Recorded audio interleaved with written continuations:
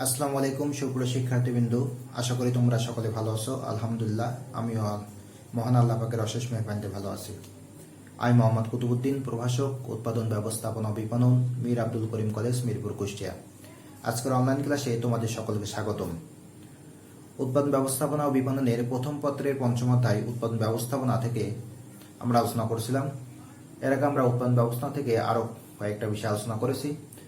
আজকে আমরা আলোচনা করব উৎপাদন ব্যবস্থাপনা ও বিপণনের একটি মূল টপিকস বা খুবই গুরুত্বপূর্ণ টপিকস, সেটার নাম হচ্ছে মানসম্পন্ন পণ্য উৎপাদন বা মানসম্পন্ন পণ্য বলতে আমরা কি বুঝি, মানসম্পন্ন পণ্য উৎপাদনের গুরুত্বটা কি, কেন মানসম্পন্ন পণ্য উৎপাদন করতে হবে। যদি আমরা নিজেদের দিক থেকে বিবেচনা করি তাহলে আমরা দেখব, যদি আমরা কোনো দোকান থেকে কোনো পণ্য বা কোনো সেবা নিয়ে থাকি, গ্রহণ করে থাকি, এবং সেটা গ্রহণ করার পরে যদি আমরা দেখি যে পণ্যটা ভালো না বা আমাদের যে চাহিদাটা ছিল সেই চাহিদাটা পূরণ করতে সক্ষম হচ্ছে না, তাহলে কিন্তু পরবর্তীতে সেই পণ্যটা কিন্তু আমরা ক্রয় করি না। এটার মূল কারণ হচ্ছে, আমরা বলবো এক কথায় যে পণ্যটা মানসম্পন্ন না, অর্থাৎ আমাদের চাহিদা মেটাতে অক্ষম। তেমনিভাবে এক সময় দেখা যাবে এভাবে ক্রয় করতে করতে যে সকল পণ্য আমাদের চাহিদা মেটাতে অক্ষম বা যে সকল পণ্যকে আমরা মানসম্পন্ন না বলে বিবেচনা করছি সেই সকল পণ্য কিন্তু আমরা ক্রয় করব না। তখন পণ্যটা কিন্তু বাজার থেকে বিতাড়িত হতে পারে। এই জন্যই বলা হচ্ছে যে মানসম্পন্ন পণ্য হচ্ছে সেই সকল পণ্য যে সকল পণ্য ক্রেতাদের চাহিদাও মেটাতে সক্ষম। আর এই মানসম্পন্ন পণ্য কিভাবে আমরা বুঝবো যে পণ্যটা আসলে মানসম্পন্ন কিনা? শুধু কি আমাদের চাহিদা মেটাতে সক্ষম হলেই সেটাকে মানসম্পন্ন পণ্য হবে? কেননা প্রত্যেক ব্যক্তিরই চাহিদা কিন্তু ভিন্ন রকম হতে পারে, আর সব পণ্যই কিন্তু মানসম্পন্ন আমাদের দিক থেকে বিবেচনা করা সম্ভব নয়। যদি আমরা খাদ্যদ্রব্যের দিক থেকে দেখে থাকি পণ্যটা মানসম্পন্ন কিনা, সেটা কিন্তু আমরা খালি চোখে বুঝতে পারবো না। সেটার জন্য একটি মানদণ্ড দরকার বা সেটা পরীক্ষা করার কিন্তু একটা ব্যবস্থাও দরকার। এই জন্য হচ্ছে আন্তর্জাতিক বা দেশীয় পর্যায়ে আমরা এখানে সংখ্যাটা এভাবে বলতে পারি, দেশের বা আন্তর্জাতিক মানদণ্ড মোতাবেক, অর্থাৎ আমাদের দেশের অথবা আন্তর্জাতিক যে মানদণ্ড আছে সেই মানদণ্ড মোতাবেক যদি পণ্য বা সেবা সঠিক বা মানসম্পন্ন বলে গণ্য হয়, সেটাকে আমরা বলবো মানসম্পন্ন পণ্য বা সেবা।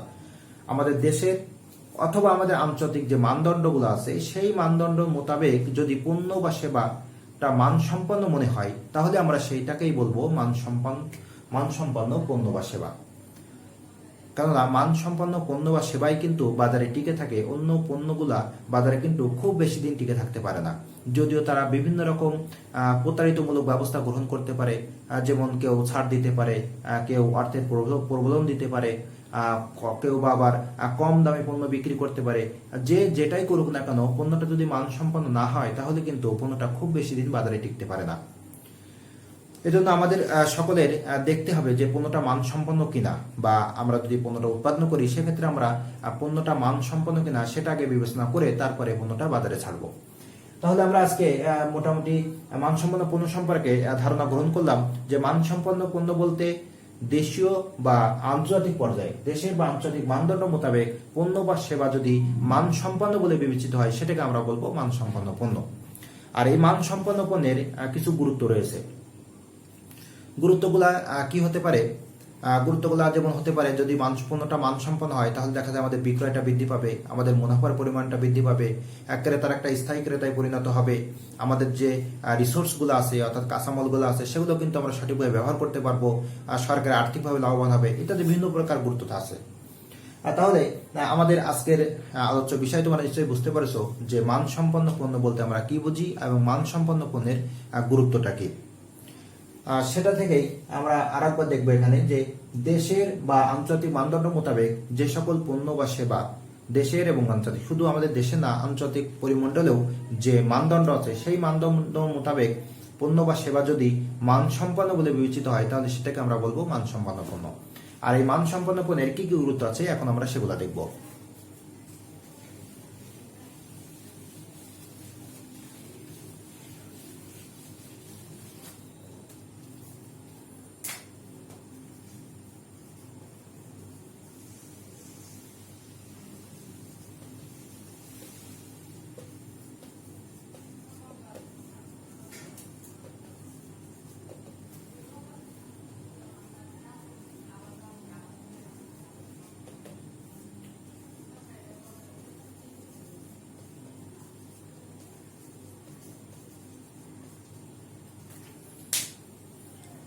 গুরুত্বের মধ্যে প্রথম গুরুত্ব আমরা বলবো যে বিক্রয় বৃদ্ধি করে। যদি পণ্যটা মানসম্পন্ন হয় তাহলে পণ্যটা দেখা যাবে যে বিক্রয়ের পরিমাণটা বৃদ্ধি করবে, অর্থাৎ আগে যে পরিমাণ বিক্রি হতো তার থেকেও কিন্তু বেশি পরিমাণ বিক্রি হবে। কেননা ক্রেতারা যখন পণ্যটা ক্রয় করবে তখন দেখা যাবে যে তারা পণ্যটা যদি মানসম্পন্ন বলে বিবেচনা করে বা তাদের যে চাহিদা আছে সেই চাহিদা যদি মেটাতে সক্ষম হয়, তখন দেখা যায় যে তারা নিজেরাও যেমন ক্রয় করবে তেমনি তাদের পাশাপাশি বা আশেপাশে তাদের আত্মীয় স্বজন বন্ধু বান্ধব যারা আছে তাদেরকেও কিন্তু পণ্যটা ক্রয়ের প্রতি আগ্রহ সৃষ্টি করবে। সেটা দেখা যাবে যে পণ্যটা যে পরিমাণ বিক্রি হওয়ার কথা তার থেকে কিন্তু বেশি বিক্রি হবে এবং এই সকল ক্রেতারা কিন্তু নিয়মিতই পণ্যটা ক্রয় করবে। তাহলে আমরা বলতে পারি যে পণ্যটা যদি মানসম্পন্ন হয় তাহলে বিক্রয়টা বৃদ্ধি পাবে, অর্থাৎ বিক্রয় বৃদ্ধির ক্ষেত্রে মানসম্পন্ন পণ্যের একটি গুরুত্ব রয়েছে। এরপরে আমরা আর একটা বলতে পারি যে ক্রেতার সন্তুষ্টি।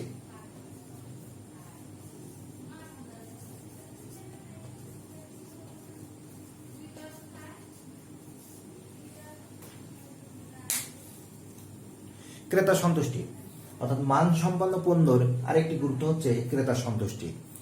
ক্রেতারা তখনই সন্তুষ্ট হবে যখন পণ্য বা সেবা থেকে তাদের যে চাহিদাটা থাকে সেই চাহিদাটা তারা মেটাতে পারবে। অর্থাৎ চাহিদা যদি তারা মেটাতে পারে তাহলে তখন তারা যেমন খুশি হবে তেমনি তারা পণ্যের প্রতি আগ্রহ সৃষ্টি করে পণ্যটা বেশি বেশি ক্রয় করবে। তাহলে আমরা বলতে পারি যে ক্রেতার সন্তুষ্টি অর্জনের জন্য মানসম্পন্ন পণ্য অবশ্যই প্রয়োজন। মানসম্পন্ন পণ্য ছাড়া যদি আমরা কি বলা যায় যদি 2 নম্বরই পণ্য বা প্রতারিতমূলক পণ্য উৎপাদন করি সেক্ষেত্রে হয়তো বা কিছুদিন বাজারে থাকা সম্ভব, কিন্তু দীর্ঘমেয়াদী বাজারে থাকা সম্ভব নয় আর ক্রেতাদের সন্তুষ্টি অর্জন করাও সম্ভব নয়। এরপরে আমরা একটা দেখব যে ব্যবসায়িক সুনাম অর্জন।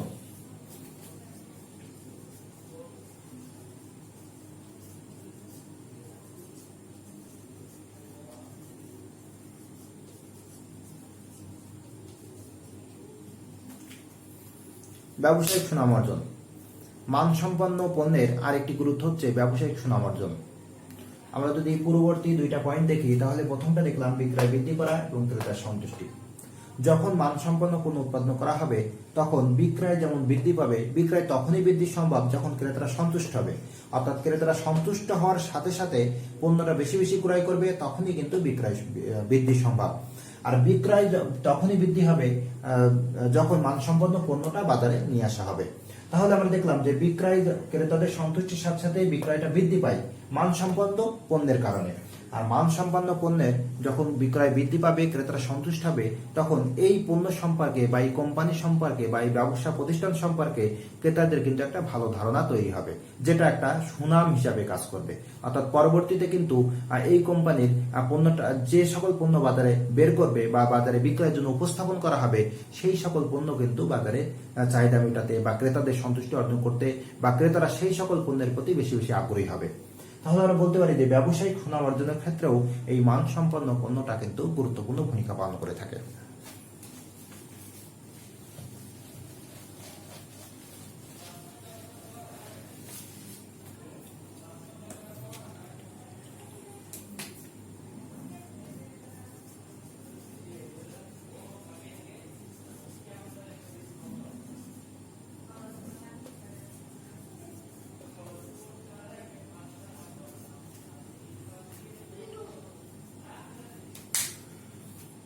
অধিক মুনাফা অর্জন। আমরা যদি পূর্ববর্তী পয়েন্টগুলো দেখি, একটা পয়েন্ট আমরা লিখেছি যে বিক্রয় পরিমাণ বৃদ্ধি পাবে। বিক্রয় পরিমাণ যখন বৃদ্ধি পাবে তখন কিন্তু পণ্যগুলা থেকে বেশি বেশি আয় করা সম্ভব হবে, অর্থাৎ মুনাফা অর্জনটা কিন্তু বেশি বেশি সম্ভব হবে। সেটা এখানে বলা হচ্ছে অধিক মুনাফা অর্জন।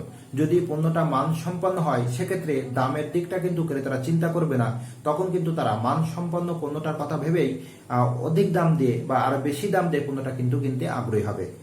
আর তখনই কিন্তু বেশি বেশি মুনাফা অর্জন করা সম্ভব হবে। অর্থাৎ অধিক মুনাফা অর্জনের জন্য মানসম্পন্ন পণ্যটি অবশ্যই গুরুত্বপূর্ণ ভূমিকা পালন করে থাকে। এরপরে আমরা আর একটা লিখবো যে প্রতিযোগিতা মোকাবেলা।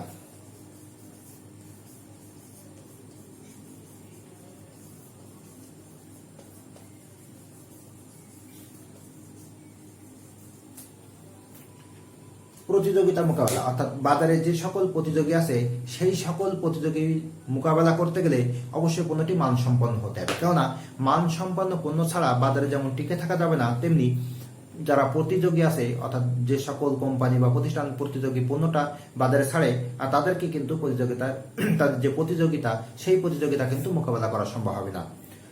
সেজন্য আমরা বলতে পারি যে মানসম্পন্ন পণ্যের আরেকটি গুরুত্ব হচ্ছে প্রতিযোগী মোকাবেলা, অর্থাৎ যে সকল প্রতিযোগিতা বাজারে আছে সেই সকল প্রতিযোগিতা মোকাবেলা করা এই মানসম্পন্ন পণ্যের আরেকটি গুরুত্ব। এরপরে আমরা আরেকটা গুরুত্ব দেখতে পারি যে ব্যবসায় সম্প্রসারণ।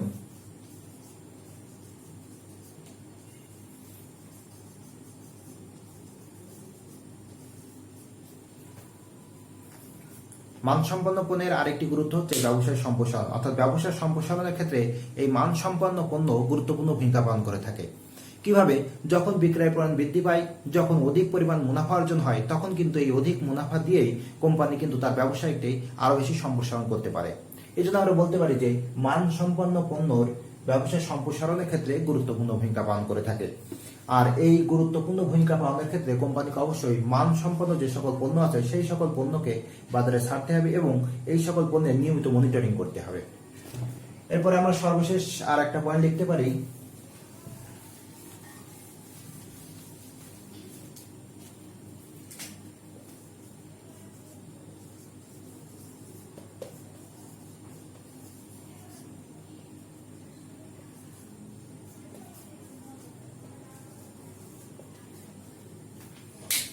যে সকল ক্রেতারা আছে সেই সকল ক্রেতাদেরকে স্থায়ী ক্রেতায় পরিণত করা, অর্থাৎ যারা পণ্যটার প্রতি বিশ্বাস রাখবে, যে যারা পণ্যটা ক্রয় করবে এবং পণ্যটা ক্রয় করে সুবিধা পাবে, তারা যেমন ব্যবসায়ের বা প্রতিষ্ঠানের বা পণ্যের প্রতি একটা ভালো ধারণা তৈরি হবে, পণ্যটা বেশি বেশি ক্রয় করবে, পণ্যটা পেয়ে সন্তুষ্ট হবে, তারা কিন্তু স্থায়ী ক্রেতায় পরিণত হবে। তারা দীর্ঘদিন ধরে এই পণ্যটা ক্রয় করবে, অর্থাৎ যে সকল ক্রেতা নিয়মিতভাবে পণ্যটা ক্রয় করবে তাদেরকে আমরা স্থায়ী ক্রেতা বলতে পারি। এই সকল যদি পণ্যটা মান সম্পন্ন হয় তাহলে ক্রেতারা অবশ্যই স্থায়ী ক্রেতায় পরিণত হবে, অর্থাৎ স্থায়ী ক্রেতায় পরিণত করার জন্য মান সম্পন্ন পণ্যের গুরুত্ব রয়েছে। এ হচ্ছে আমাদের মান সম্পন্ন পণ্যের ধারণা এবং এর গুরুত্ব। আমরা আরেকটি ছোট টপিক্স আজ আলোচনা করব, যদিও টপিক্সটা এর আগেও একটি প্রশ্নের পয়েন্ট হিসেবে আমরা আলোচনা করেছি, সেটা হচ্ছে কাস্টমাইজেশন, অর্থাৎ ক্রেতা কেন্দ্রিকতা। অর্থাৎ ক্রেতাদের যে চাহিদা আছে সেই চাহিদা মোতাবেক যখন পণ্যদ্রব্য বাজারে ছাড়া হবে এবং ক্রেতাদের চাহিদা মেটানো হবে, আর সেটা হচ্ছে ক্রেতা কেন্দ্রিকতা। আমরা একটু দেখি এখানে